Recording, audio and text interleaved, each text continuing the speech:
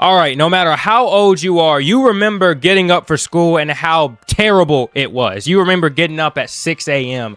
and, you know, dreading school. The night, like Sunday nights were the worst thing being in school because you know you have to get up and be in class 7 a.m. sharp the next day. We all know how bad getting up for school was. And then, you know, you graduated and then you realized how much you actually want to go back to doing that because the real world is actually just miserable and terrible, and you want to go back to being a kid and you wish you wouldn't have rushed being a child. I'm not going to get into that, but I'm pretty sure we all wish that we could have a little bit more childhood. But yeah, today I found a video called School Mornings Were Pure Torture. So we're going to check it out. I'm going to leave the video link in the description. Go check out my gaming channel and join the Discord where you can leave video suggestions there. And let's check out the video. Waking up for school in the morning is by far one of the worst possible experiences to ever happen to the average humanoid. Nothing is worse than getting out of your bed during ungodly hours with Kevin Durant levels of crusty eyes, a numb hand, and a pulsing migraine from the thought of having to get ready to head to Algebra 2 with Mr. Garrison. Hearing those multiple iPhone alarms send pulsating sound waves down my entire body. Yeah, I remember like freshman year of high school, dude, that alarm. Oh my God.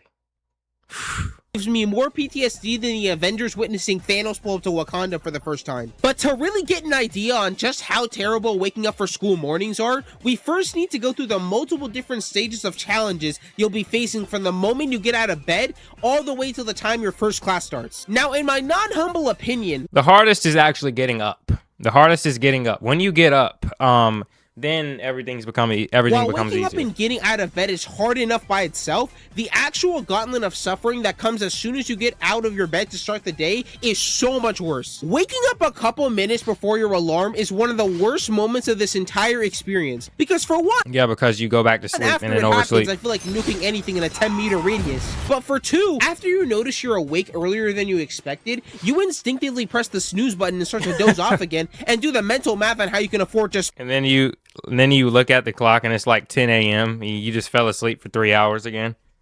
5 more minutes. Now, next time you open your eyes, it's 30 minutes before school starts, and now I have to speed run my entire routine, and my brain immediately starts calculating how many minutes to spend on every single task. Anyone who also ends up in this situation already knows that the idea of a shower is completely unviable. You better start... I never showered before school, though. I would just shower the night before. I feel like that's the better way, right? Praying to Do you guys shower before school? God that you can wear your deodorant and cologne for the rest of the day without someone catching a whiff of your presence and disintegrate into atoms. But let's assume you manage to get out of bed half awake and step out of your room. The next boss level you have to deal with is the bathroom. As someone who has younger siblings, the amount of times I've gone to wash my face half awake and barely able to stand, and then come to find out that the bathroom light is both on and the door is locked, is utterly criminal. After a certain point, I train my body to... See, I'm an only child, so I never had to deal with that. Instinctively head to the downstairs bathroom and even move my toothbrush, because there is absolutely no way that I was waiting 30 minutes to use the sink because someone decided to play with bath bubbles for too long. Even if I managed to get lucky and whoever was in there left early, as soon as I stepped inside, I'd find all the hot water gone, a lake on the ground, and the most insane combination of a post-toilet stench that I'd ever smelled. Once you're able to get into the rhythm of things and get your fit on, it was then time to actually head to prison. I mean school. Most people, including myself, usually went by bus or car, and then you had the minority that either walked or biked there instead. Something I want to briefly mention is the fact that other people that got just driven to school every single day. You're able to get your license/car at some point during your high school tenure. The amount of stress that you're able to put off of yourself is actually like life-saving. Not so depending real on anyone else to take you anywhere, especially school, is such a lifesaver, especially in these kinds of situations. I really want to put a major focus on the school bus because while I personally stopped going on it after middle school, I did not forget the absolute misery that I endured on that vehicle of chaos and destruction. Whenever the bus came to my neighborhood to pick me up, as soon as the bus is either, it's all, I mean, it has its good times. Like I remember being in high school and just like falling asleep on the bus because I used to be the last person to get off all of sophomore year. And I would just fall asleep until my bus driver would like yell and wake me up, and then I'll be at my I got on it. My number one objective would always be to find an empty seat and start catching up on all the sleep I missed. Unfortunately, I couldn't get any more sleep because anytime I lay empty seat, nah, man. My head anywhere. I started The worst thing is when you hop on the bus and it's packed to the brim, dude, and you got to sit like 3 to a seat. taking tick damage and was just in pain until I got to school. Just kill me. The reason sleep was impossible was because niggas in the back of the bus kept screaming at the top of their lungs at the worst jokes ever conceived. Yo, bro, guess what? What? Chicken dookie butt. An integral part of the school morning experience is the antics of the school bus driver. The amount of goofy and insane stories that occurred while I was still a bus kid bring back some not so pleasant memories. You have two types of bus drivers. The first one is chill as hell and even has conversations with the kids up front from time to time. You walk on the bus and he nods or smiles at you and just heads to school with minimal distractions. Someone could be having a Just Dance competition in the back of the bus, and as long as they don't personally bother the bus driver, they would get us to school safe and sound without them turning their head back even once. Now on the other side of that coin, we have the bus drivers that have more crash outs than Benson on a Wednesday afternoon. I mean, as a kid, you don't really get why the bus driver's crashing out, but when you're an adult, like, you really understand that was annoying. Having to constantly tell kids to shut up and they won't listen. Like, I would Heck, Rigby, what's the I would scream at the top of my lungs too. matter with you? Ah, Rigby! Ah! Now, I get that some people can get very tired and fed up with being at work, especially when you have to deal with kids on a daily basis, but these bus drivers would always be doing the most, especially during morning pickups. While I've had multiple crash out bus drivers over the years, there was this one driver who was like... I had two bus drivers that I really loved, man, in elementary school. Like, one of them even called my parents on me one time.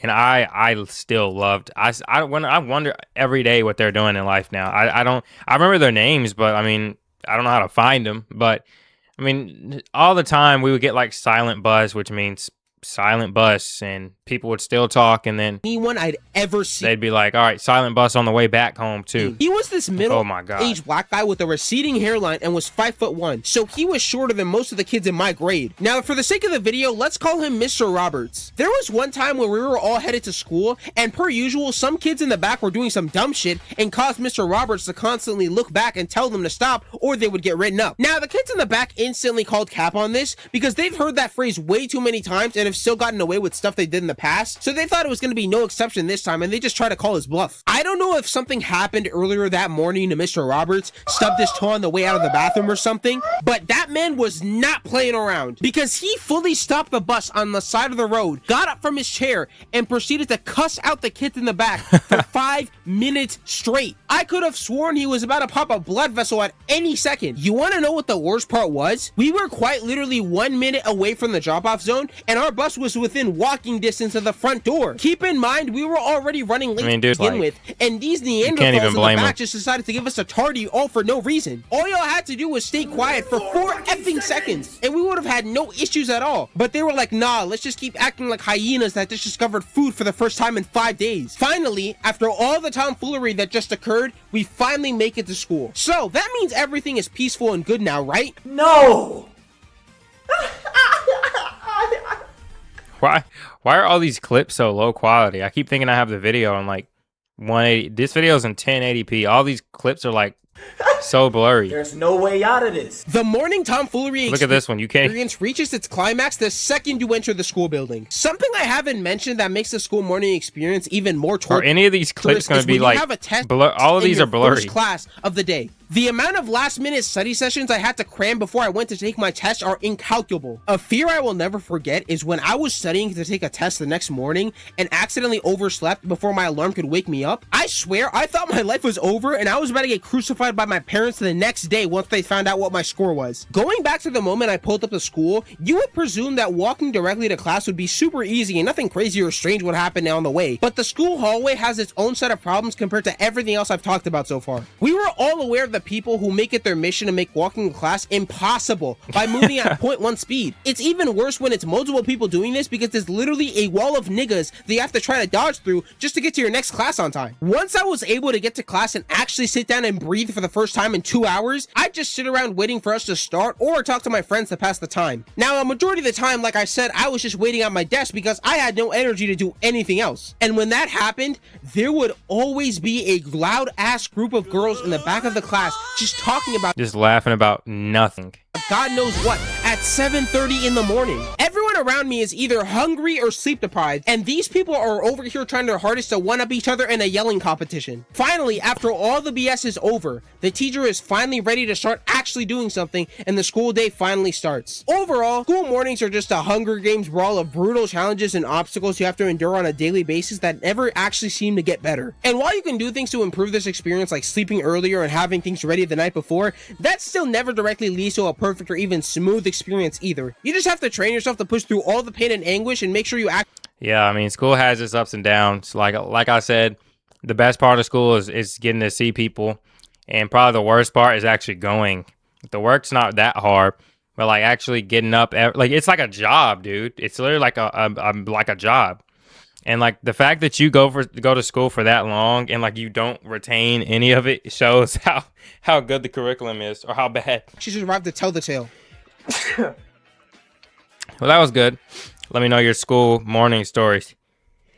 I swear I'm getting sick, dude. Sorry, I keep sneezing, but yeah, let me know how school was for y'all. Mine wasn't as bad as this guy, but I do remember my high school was insane. I remember one day we had the cops called, and there was like, I think like almost 30 fights in one day. I almost got pepper sprayed by a police officer. That's how bad it was. It was terrible. We got bomb threats. Yes, bomb threats. We got bomb threats every other day.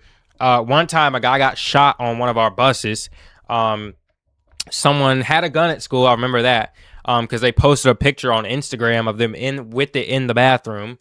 Yeah, my school was crazy. Please, I don't know homeschool. I don't know if homeschool is the best, but if the school in your district is anything like mine, yeah, go homeschool or do online school or something. Anything to keep yourself safe. So yeah, I hope you guys enjoyed though. Let me know your school stories and what you did in school. And yeah, until next time, I'll see you guys later. Leave video recommendations in the comments below. And until next time, have a great day or night, and peace out.